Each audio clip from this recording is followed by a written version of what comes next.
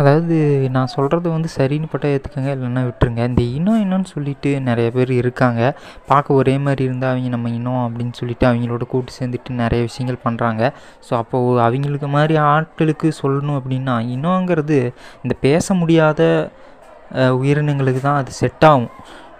ஏன்னா அது ஏதோ ஒன்று பண்ணி அன்பு காமிச்சு ஏதோ ஒன்று அதையும் இதையும் பண்ணி ஒரு உழைப்பை போட்டு அதை வந்து ஒரு கேங் சேர்த்தி தன்னோட வேட்டைக்கோ தன்னோட தேவைக்கோ அது பயன்படுத்திக்கிது. ஒரு அன்பு பாதையாக அது இருக்குது. அப்போ இந்த பேசுகிறவங்கெல்லாம் 4 பேர் மிரட்டியோ ஏதோ ஒன்று பண்ணிடுவோன்னு சொல்லியோ இல்லை சும்மா ஒரு வார்த்தை வான்னா வந்துடுவாங்க.